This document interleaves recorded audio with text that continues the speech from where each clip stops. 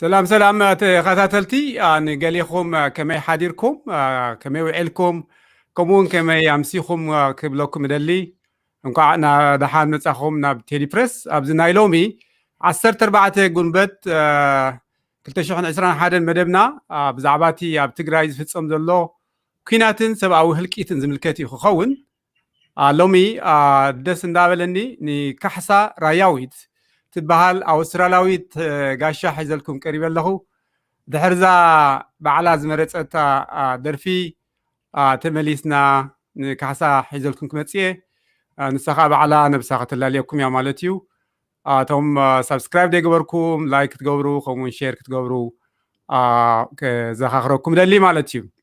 Yeah, good morning, good day and good evening everybody. On our program today, we'll be talking about the war and the ethnic cleansing in Tigray. I'm very delighted to have Kasech Rayaweyti today on the 14th May 2021.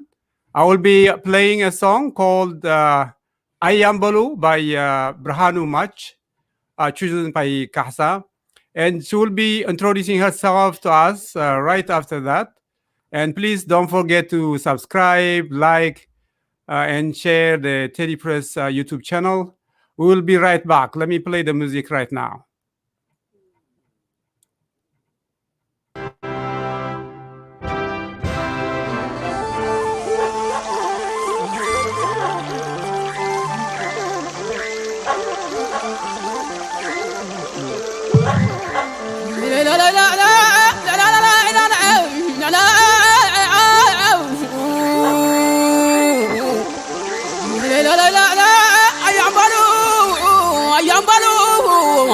ينبلو قرنا يتمالين هنا كابلو غنزم عدا شجر حزم دلللو سلامنا كزار بقصانا تكايلو جمعتنا كل فزو كي حلفلو علامات كعتسي ما خلو ينبلو ورا ينبلو قمية ينبلو ينبلو لا لا لا انت حنا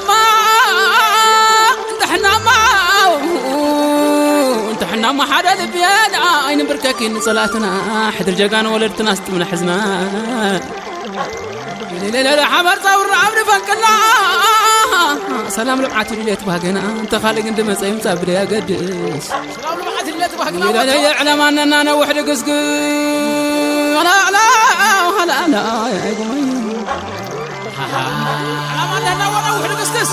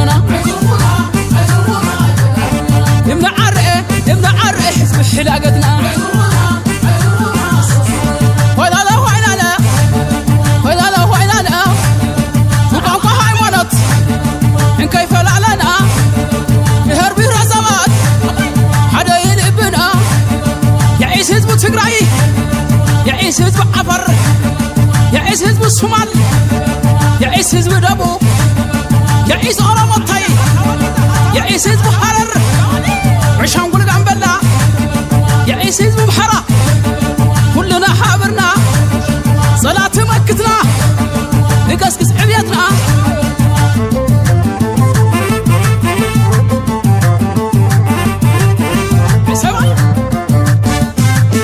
هاي تنغونا جاقانو يانا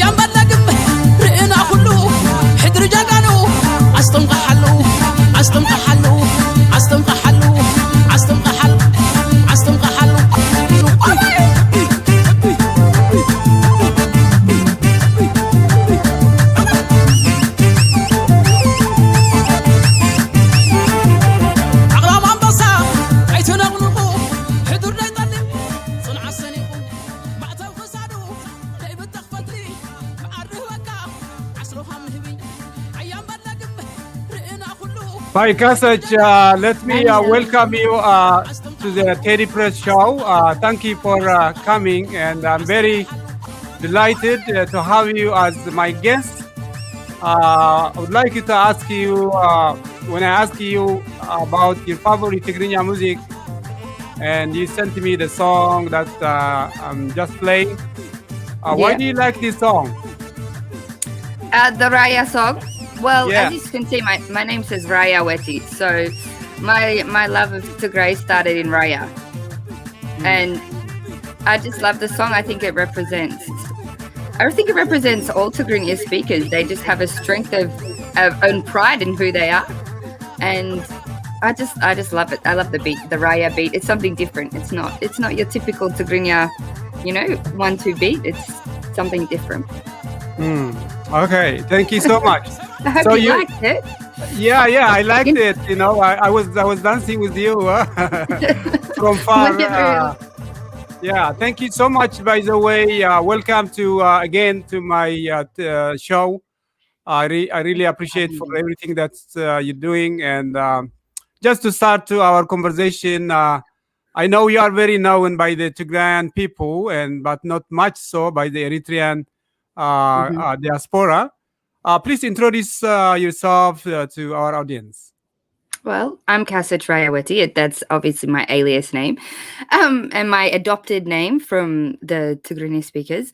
I have a really deep love and culture for a deep love for the culture of Tigray, which extends into Eritrea, and up until really recently, I didn't really realize there was any difference between the two cultures or anything. So I've been studying history, the politics for nearly a decade now. I have 2 children that are both from Tigray, which is what sparked my interest into everything, into identity and making sure my kids knew who they are and where they come from. Okay. And that's, what started me on this journey. Are you getting feedback from my microphone? Yeah, I can hear you. Yes, I can hear you. What's their name? I don't like it. No? They actually have Amhara names. Amhara names, okay. But they were not very common names. So their father picked one, I picked one. Okay. But what about your professional side of your background? Professionally, I'm a nurse, registered nurse by trade. I've got a degree in nursing, but I work as a project manager and work in IT now. So it's a different thing. My love and my passion is studying the history and the politics of the Horn of Africa. So I'm not fortunate enough to be actually making a career out of it, but at least what I do know is has allowed me to have a voice and actually be able to speak for the people and advocate on behalf of humanity really right throughout the Horn of Africa. It gets quite misinterpreted sometimes to think that I'm here just for Tigray, and I am. I love Tigray. It's part of now my identity, I would say. I've adopted Tigray as part of my identity. But when it comes to humanity, there's a bigger picture. There's something that we're not seeing. So, this is my passion. This is my love. This is what comes deep inside.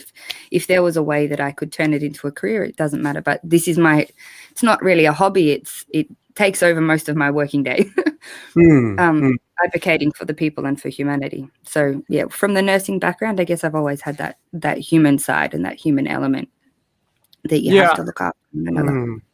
Yeah, I of course I checked your Facebook and Twitter accounts and pages, and it's easy to understand that you love the Tigrayan people very much. But what is the secret behind it? Why do you love the Tigrayan people so much? Like I said, it's a lot of it's to do with my children. You know, when you have children from another culture, I feel like you have a duty and a responsibility to teach those children where they're from.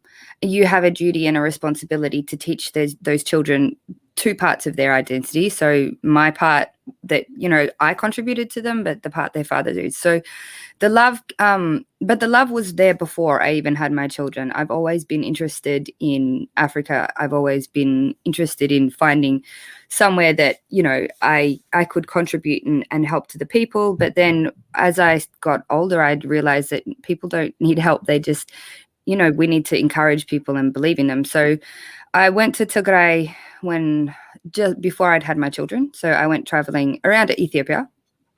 I actually had planned. I was completely unaware of any of the historical or the political problems. I actually had an Eritrean friend and she said, "Why don't you go to Eritrea?" And I said, "Oh, I don't know about it. I'll go to Ethiopia first." And then people were like, "No, you won't be able to go there." And I looked into it all a bit more. But it just came from traveling and actually being there on the ground and seeing how hospitable and loving the people of Ethiopia. And I spent most of my time in Tigray, how accepting people were, and not just that, how passionate, like people were passionate and happy about life. You know, in the West, there's, you know, you realize we're always lacking for something. I think as Westerners, we don't have a religious or a spiritual tie to what life is, and the people of Tigray have that. So, you know, I could see their dirt poor in comparison. I would compare what we have in like Australia compared to what they have, but the happiness and the love of the people and their community is what really drew me into them, like what drew me into the cause more, and wanting to learn more about it, and then making sure that those values of being a community and knowing who you are and being proud of where you come from is enforced in my children as well, because I don't want them to be lost in a world where they're not, you know, fully from Australia or my ethnic background, or they're not, you know, I really wanted them to have it enforced that you be proud of who you are, and because the people there are something to be proud of. It's that, I guess that's where it all came from. Like I realized how lucky I am to be there instead of the other way around. You know, I know many people fear Westerners coming into their country and, oh, they want to just save us and rescue us. But I really found that no, it's not like that. Their contribution into my life is more beneficial than my contribution into theirs. So I don't know what else to say. I was wondering, when was the first time that you went to Tigray, and the last time? The first time I went to Tigray was 2012. The last time was 2017. I was actually planning this year to go after COVID restrictions and all of that had been lifted. So my plan was to take the children this year, but it's obviously not going to happen. Okay. People also may wonder about your name. How did you get it? Kasech, Rayaweyti? Well, Kasech is an Amhara name, or like in Amharic language. But and my girlfriend gave it to me. She just said, "Oh, you know, this name suits you very well." Originally, when I first went there, you know, when you first go like somewhere in, I'm not sure if it's the same in Eritrea, but in Tigray, like as a foreigner, they would welcome you and they give you a name. So my first name was Burhan, but then my friend changed it to Kasech, and since the war started, many people have said, "Can you make it Kasech?" Because, you know, Kasech is an Amhara name, so it's just there in brackets. And Rayaweyti, I just made this up. I made it up when long before the war. I just had a Facebook page and I had just commented on a few things, not under my real name, and it was there. And then before I knew it, everybody knew my page, so I couldn't change it, or it was just there as a joke. But now it's there for real. So Raya, because I love the Raya culture as part of the Tigray culture, and Weyti, you know, like instead of Tigray Weyti, Rayaweyti. And Just what was getting- your original name? Have you forgotten now, or what is it? Yeah. Huh? No, that one's remained secret. That one I just said we'll just adopt Kasech for the time being. I see. Okay, so all your records in Australia is in your original name. Yeah. Okay. You know that it has been 6 months since the war started. More than 6 months actually. When you think about it, what comes to your mind first? The human suffering. Mm. The politics and who's doing what, all of that comes secondary. It's the human suffering, and it's knowing that people I loved are there. I don't know if they're okay. I'm often scared to call them. We don't know if their phones are tapped. I don't know. But it's just knowing that children are suffering, that mothers are having to watch their children go to war and they might not come back. It's knowing that, even being home, they're vulnerable of being assaulted in their own homes. When I think of this war, it's heartbreaking, and it's just it's a disgrace to humanity. And I think that's all I can, without getting too emotional. When It's I think okay. of Feel free. what Feel those free.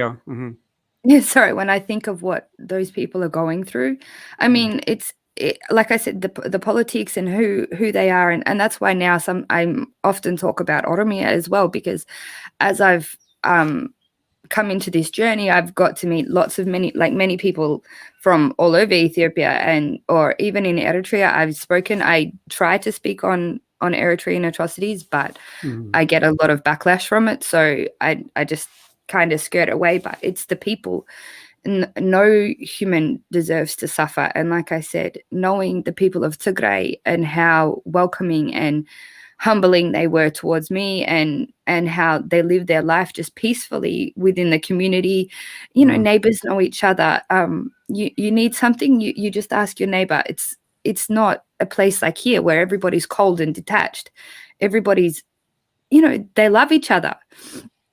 And to know that people are suffering for politics, for revenge, against a political body, it just really breaks my heart. Like, there's nothing I wish I could stop it, like I just wish there was a way you could just come down and just stop it all. It's nonsense. It doesn't make any sense to me how this can happen.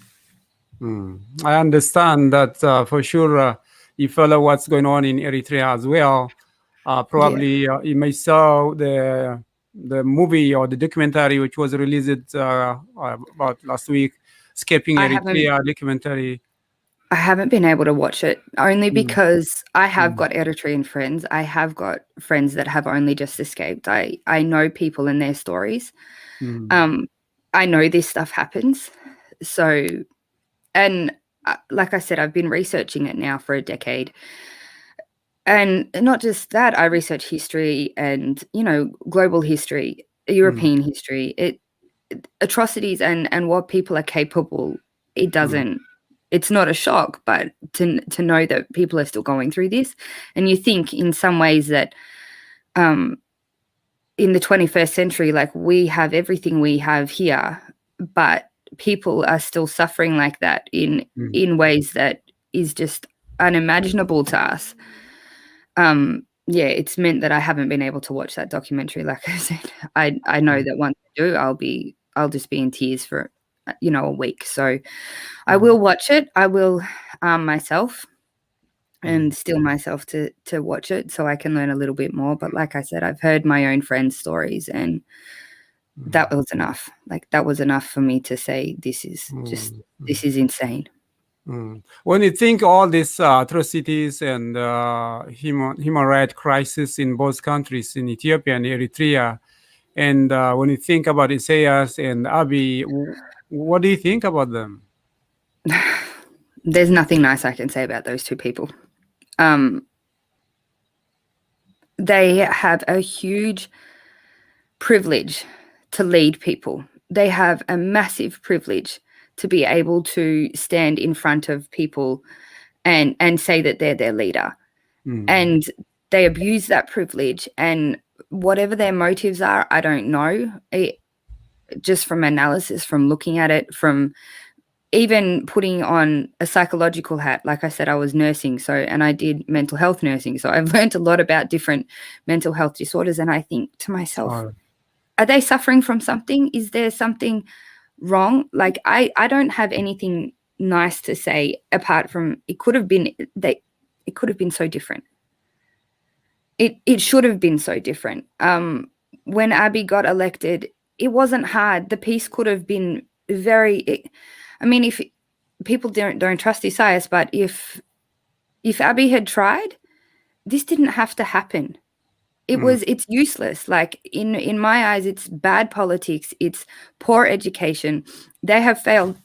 They have failed their people, and they've failed the people of Isaias has failed the people of Eritrea, and Abiy is failing miserably the people of Ethiopia. And unfortunately, it seems to be that their two failures are going to then impact and fail the whole Horn of Africa.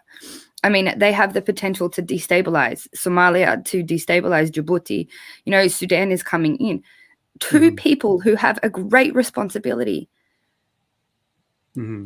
are failing so miserably. And what is it left for them? Why do they want to stay? Like, when I think about them, there's nothing that makes logical sense. I can't say anything nice. I'm sorry. I know there's many people that out there can twist their brains and say that, oh yeah, they're doing great things, and the politics. And well, if you don't understand politics, no, just look at the humans. Like for me, it goes beyond politics. Just look at what's happening and the human suffering. Don't deny that. And Isaias and Abiy are clearly ignoring it, or in Isaias's case, he just perpetuates it. It would sometimes I think maybe he doesn't know. Maybe he doesn't know how many people are in those prisons. But then you think about it, of course he knows. He knows everything. And I don't know, sometimes as a human, you want to give them redeeming. There has to be something redeeming in their personality. There has to be something redeeming in their character. But when you look at all of the lives that have been lost under their leadership, I don't think there's anything you can redeem. Like for me, no, there's nothing I can say is positive. Yeah, I can understand you are immersed in the situation. How do the Australian and the international community see the war in Tigray, and what is their reaction? Do you think, especially from the Australian side, so we don't know much about it? Australians are extremely ignorant, not by choice. They're immersed in their own lives I don't have much to do with the Australian community at this point. Like the last 6 months, everyone I've seen has been part of the Ethiopian, Ethiopian community or Tigray community. And the Australian people, I think, would care if they know what's happening, but they don't know. And our government has been extremely silent about it. It's something that I don't understand why. They know. We've tried to tell them, not just us, the Oromo people have told them what's happening in their region too. And the Australian government is very silent. But quite often when I do interact with locals here, I'll say, you might not be aware of what's happening in Ethiopia. And the majority of people say, no, what's happening? The other day I had one man I spoke to, and he did know, and I explained my situation, and he said, oh, I'm really sorry that, you're part of all of this. I wish there was something we could do. I think if the Australian people knew, they would say something, but I think they see so many atrocities around the world as well. They say, well, this is just another one, unfortunately. And I think that's the kind of reaction that I've realized the whole world has had. The whole international community is, well, it's another atrocity. There's 10, 30, 40 others around the world that we don't all pay attention to. So yeah, as an Australian, it makes me ashamed that my government hasn't said anything, but there's really not much I can do about it. For sure, you follow the news. The U.S. Special Envoy for the Horn Africa, Jeffrey Feltman, just completed his first visit to the region. And what do you think would be the U.S. decisions? I think they will have had a bit of a shock, to be honest, if he's been able to actually see or speak to locals. The thing is, we often think that, diplomats, when they come, they see everything.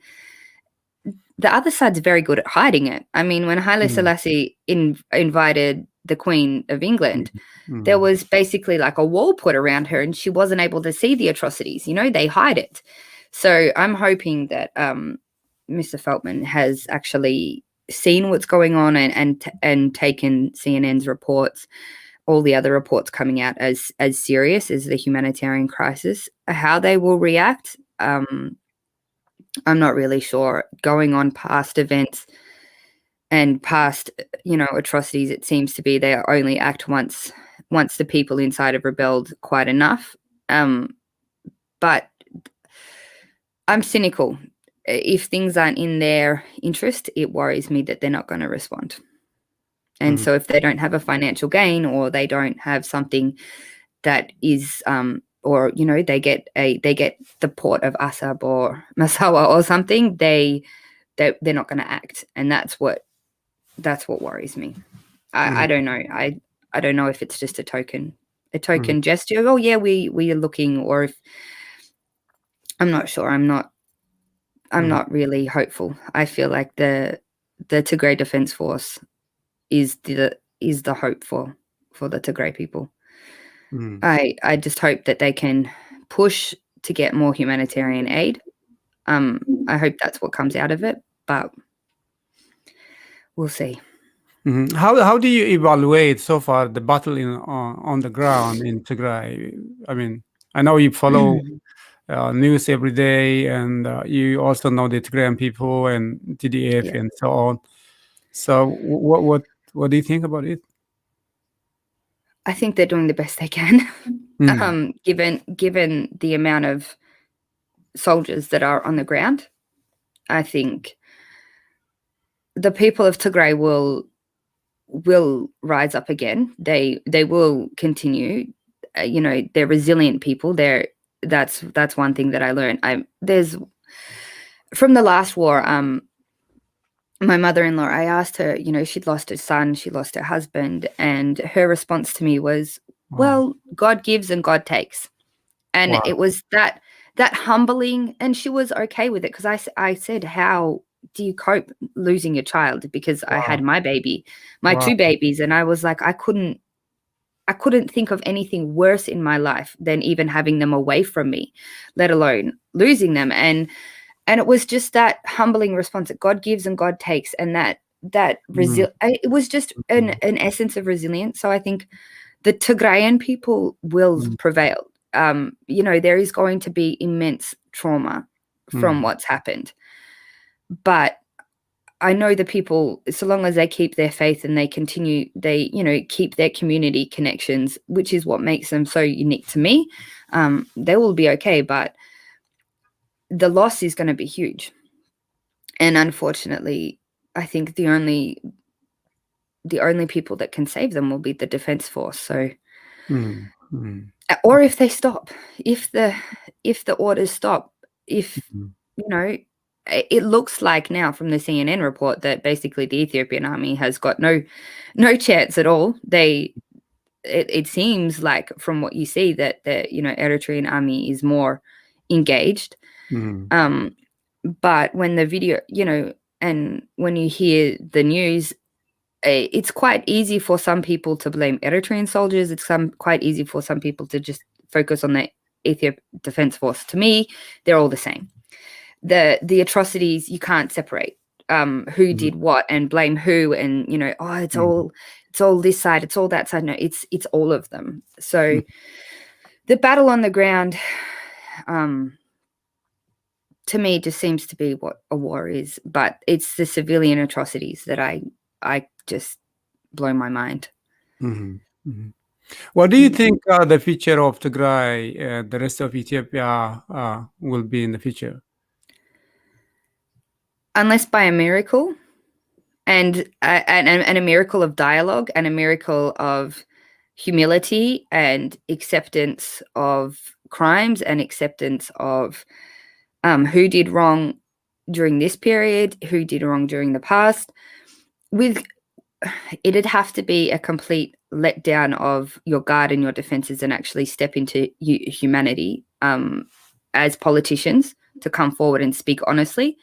Unless that happens, I don't believe it's going to be a country anymore. And this is a miracle. Like what I'm saying, it's not happened. It doesn't happen. People don't give up their own pride or give up their guilt or admissions to guilt. And I don't see Abiy ever admitting to guilt. And I don't see people forgiving him. So the future I hope is up to the people. I don't have any, I have what I would like to well, not like, but what I see would happen. I mean, so what do you think? I would like, number one, all of it to stop, the fighting to stop. What do I want? I want the fighting to stop, and I want the people to be able to be given a choice. Do they want to continue on in the Ethiopian empire, or do they want, or like, I want them to democratically choose. I don't want politicians to choose their future for them anymore. The people need to speak for themselves. They have suffered. They're the ones suffering, and they're the ones who are going to continue to suffer. So I would like personally to see a referendum held in that country for all regions, because just as the Tigrayan people will most likely want independence now, the Oromo people have been wanting that for a long time too. So a peaceful referendum is what I would like. And if that turns out that the people want to remain together as one united Ethiopia, I've got no problems with that. But it's the choice. I want people to be able to choose. Eritreans were able to choose to leave. Tigrayans and the Oromo weren't. You know, I understand there was a lot of political reasons and economic reasons they continued on what I call the experiment of Ethiopia. I don't think Ethiopia has ever been a country as such. It's an experiment to see if you can get all of these different cultures together. But I think the people deserve to choose at the end of the day. Like a referendum to allow people to choose where their fate is. That's what I would want. But what if they have given a choice? What do you think they will choose? The people of Tigray. I mean, it's hard for me to say at this point. If you go off what the diaspora want, but we have to separate that diaspora don't necessarily represent the opinions of people on the ground. We don't know at this point. We don't know because we can't communicate. If you go off what the diaspora want, they want freedom. They don't want to be part of this anymore. They don't want to have to sacrifice their life for the name of Ethiopia anymore. They don't want to sacrifice their children, their brothers, their sisters. I would say an overwhelming majority want independence now. And they just want to be able to focus on growing their own country and having political stability and having a system where people are able to choose what they want, choose which political systems they, which political parties they come. They want democracy. That's what, if you go off what the diaspora want. And I can't speak for the people on the ground. That's not my right at this point. And I haven't spoken to them, but I can't imagine going through all of that and seeing your own army, like the Ethiopian Defense Force, walking into your house and raping your mother, and them turning around and saying, "Oh yeah, we'll try this again." I wouldn't be doing it, and I don't know if you would be doing it. I don't think anyone would be saying, "I want to go back to a country that like approves the rape of children." It's inhumane. So I would think the people will choose to be independent, but they have to be given that choice. You mentioned about the Oromo people as well. If you see, what are you reading in general in Ethiopia? Where is Abiy leading Ethiopia, do you think? To hell. There's nothing that I think he can do to fix the situation. Many people, as humans, we often look at only our suffering, and we concentrate, and that's normal for humans. You know, we look at our group of people and our people that are suffering, and that's a normal human trait, especially when you're in torture and you're being tortured. You don't think about or when you're in trauma, you don't think about other people suffering. But in some ways, I'm lucky enough to, and because of my relationships, I'm lucky enough to learn about other regions of Ethiopia. So I can't ignore either of them. I can't ignore what's happening in Oromia because of the people that I have around me too. So knowing their suffering that is kept very quiet and has been kept very quiet for a very long time. Abiy had an immense chance. He had a great chance to be able to fix what has happened to those people and to give them their choice and their freedom. And he's turned on them not just as harshly, because he hasn't sent full, army divisions to Oromia, but he has allowed for atrocities to happen. I'm not sure if you saw the other day, a young boy, he was in year 9, he was about 16, was dragged through the street and tortured in public, and it's caught on camera. And we haven't heard anything about that. Abiy hasn't come out and commented on it. And you think, how much is happening? There's one part of Oromia that's had no internet and phone access for nearly over 2 years, or nearly 2 years. What has happened there? We don't know. It's just, it's beyond thinkable what he's done. I can't see any peace, and I can't see any Oromo person wanting to be part of the Ethiopian empire anymore. They've suffered for centuries underneath this banner of Ethiopia. Their takeover or colonization of their culture into this Ethiopian banner was atrocious enough, and it's continued. So I cannot see them wanting to be part of this anymore either. I think they're given the chance and the choice, they will walk away too, because they are who they are, and they don't need to be forced to be told to be Ethiopian anymore. They have enough pride in who they are, like their culture, their background, their heritage, their history, their identity. I don't think especially after seeing what happened to that young boy, Emmanuel, I can't imagine they want to be part of this. And Abiy has let all of this happen.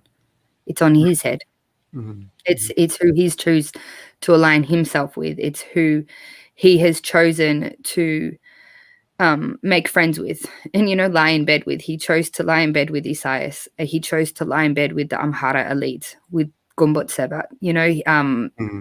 People, the colloquial term is Neftenia, but not just that. They're ex-Derg soldiers. He has chosen to be friends with the people who tortured people not even 100 years ago. These people are still alive. They're coming around for round 2. Abiy has made some very heinous and horrific choices, and I don't see, like I said before, unless he can completely humble himself by pure chance of a miracle, there's nothing that will fix this country at this point. What do you think about the election? That the election is coming. It's fake. Any report you see, like I said, Tigray and the people of Tigray are focused on their people, and that's completely understandable. But like I said, I don't have a choice to not focus on other regions. And anyone who you speak to from Oromia will tell you that he's forced people to come out and say he's going to vote for him. There's coercion behind the scenes in every region. Somali region, the same. I have a good friend from Ethio-Somali region, and they will tell you that people are forced to choose either food or vote. So unless you pick a registration card up, you won't be given your food. Like, if you're on aid or you need rations or you need, some kind of there's not much government support, but if you need some of it, you won't be getting any of it unless you register to vote. So it's a forced registration. But then as well, there's only 1 or 2 political parties that are able to run. Every other leader is in prison. So every other political opponent is in prison. They can't be voted in. The OFC or the OLF in Oromia cannot be voted in because their political leaders are locked up. Their chair people are locked up. Their politicians who at local level, they're not even able to run. So this is just a Prosperity Party election, or in Amhara region and Addis Ababa, Prosperity and Izama. And that's your two choices. Abiy Ahmed or the Derg or Gumbot 7. Like, that's your two choices. How is this an election? There's two choices that align to the same destruction of the Constitution. They both want to destroy the Constitution. They both want, ethnic freedoms to be dismantled. This election is just fake. It's just really for show for the Westerners. See, look, we're doing it. And the European Union have come in and gone, no, we're not supporting it. It's not real. It's not democratic. There is two choices, and both choices are hell for the majority of people. Both choices are hell for their identity. It's fake. Yeah. You know that the Eritrean people are fighting against Isaias and the rest of Ethiopians, the Tagaru and Oromos and other ethnic groups are fighting against Abiy. So in order to make a change, what would you like to advise those people? Which ones? The Eritreans and Tigrayans and Oromos and other people. What would you like to advise us to make change in both countries? Educate your people as well as fighting for them. Empower your people with knowledge. I see a lot, and I don't mean it as disrespect, but I see a lot of Eritreans that don't know anything about their history. They don't know. They know post-colonialism.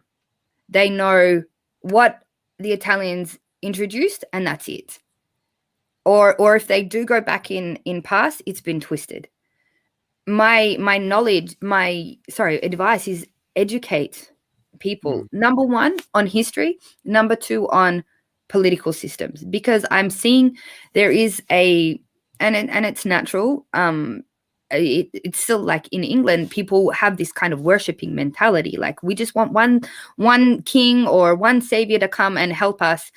And in the Westminster system, that's why the Queen and King of England is still part of their political dialogue, because that's natural. But educate people on on the systems, because these are the two things that I've learned speaking to people or watching and observing the way commenters from different regions speak is, number one, they don't know the political systems that they're engaged in. So people quite often put blame solely on TPLF when the EPRDF was a coalition, and they don't know what that means.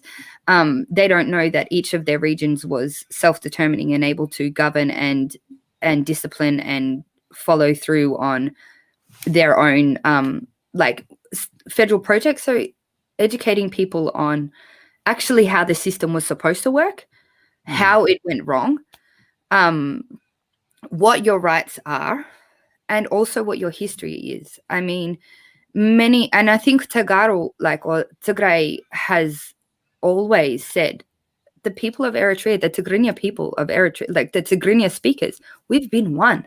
Up until Menelik separated us, we were one. And people don't know this.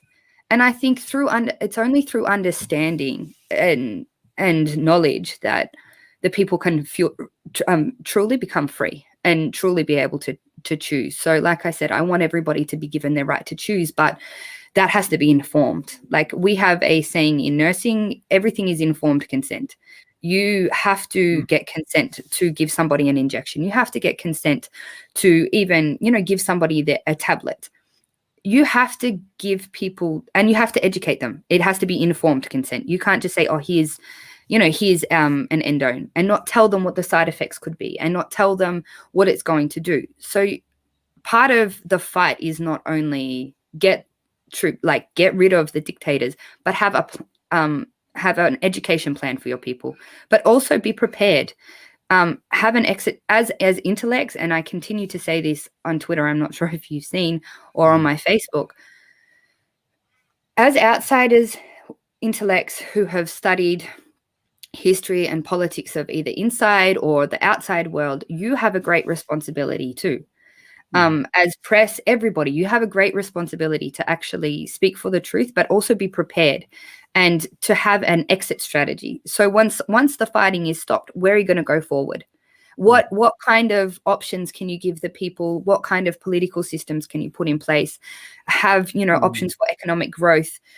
As outsiders, if you cannot contribute to the fight on the inside right now, you have the ability to be able to brainstorm and come together and actually create just a draft. It doesn't have to be, you have to present it to the people to give them choice. But that's what I would be saying. Like, prepare yourselves for the future. Prepare yourselves with an economic growth plan. Prepare yourselves with a political growth plan. Prepare yourselves with multiple options, referendum options, freedom options, staying together options, confederation options. There is a lot of groundwork that can be done from the outside to affect change on the inside once this is over. But it has to be done through understanding, knowledge, study, and educating people along the way. Okay, Kasech, Rayaweyti, thank you so much. I don't want to keep you long because I know it's early morning in Australia. Do you have other plans also? I will give you the last word to you, so in case if you have anything to say. I would say at this point, your people will become free if you stay strong. I mean, there's not much you can do on the outside unless you're preparing and you're, like I said, able to actually think of a future and stay future focused. Try to look after yourselves and not get too sucked into the grief. It's impossible. I know I'm saying something that I'm not even good at myself, looking after myself, because all I think about is the human suffering. But my last word is try to look after yourselves, your families, educate people around you, be patient with people and understand that their knowledge is not as deep as yours. Again, that's something I need to practice myself. I get quite frustrated at this point when you just people ignore the suffering. But sorry, I've got a bit of a cold. It's winter here. It's summer over there. We're going into winter. That would be my final message. Look after yourselves, and as you see, I'm sick at the moment, so that's part of it. Yeah. Okay, thank you so much, Kasech, Rayaweyti, for everything, for your time and your expertise. We really appreciate you for coming to Teddy Press.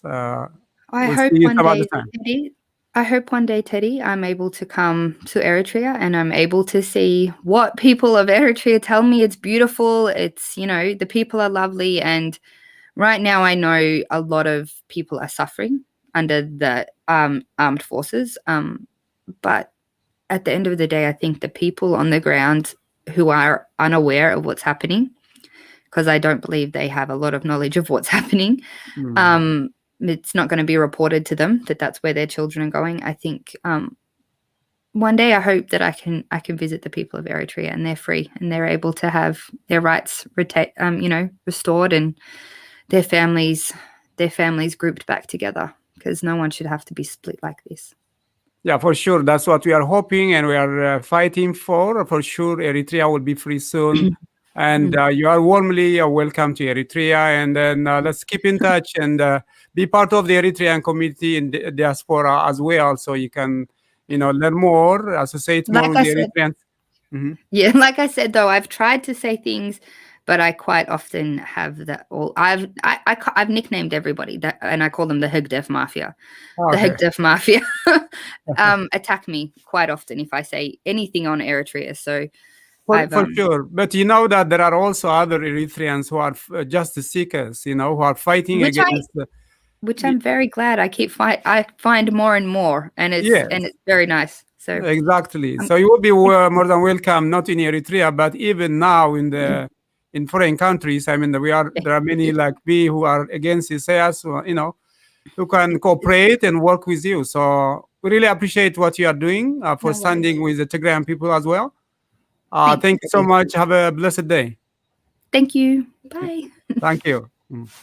راي زخبركم تخاتلتي لما انت مس كاسيتش راياويت زكايتكو قال متيق ابز ودي لهو بكال اوان بخال تحسو قصع نراخب دحان قنيم نحجي بذا كاسيتش وي كحصا يمدلوا زبرت انت درفي باغفانوكم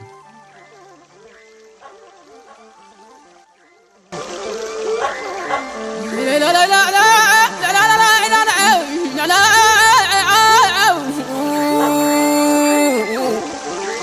لا لا لا لا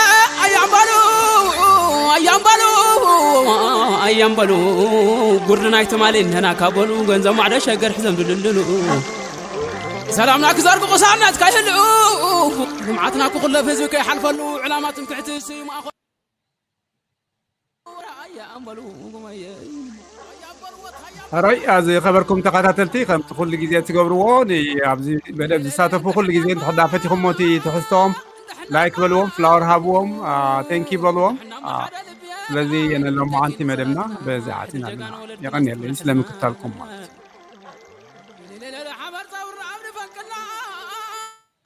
لمعات اللي تبهجنا أنت خالق عند مسايم صبري يا قدس سلام لمعات اللي تبهجنا لا يعلم أن أنا وحدي قسق لا لا لا لا يا قوي علام أن أنا وحدي قسقس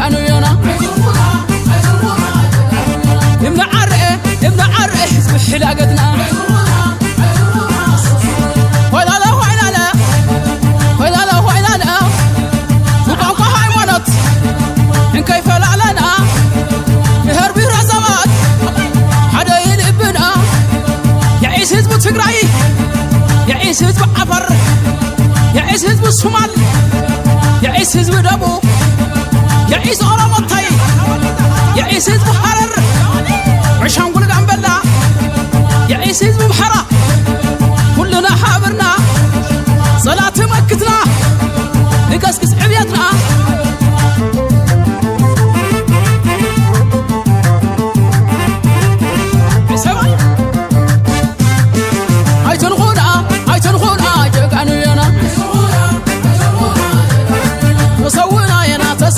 اسمر وحيلنا عيتنخونا جقانو ينا عقرام انبصا عيتنقنقو حدور لا يطلب صنع السنيقو معتل فسادو دايبن تخفتلي بعرضه وكا عسلوها من هبي عيام بلقم رئنا كلو حدر جقانو استمق حلو استمق حلو استمق حلو استمق حلو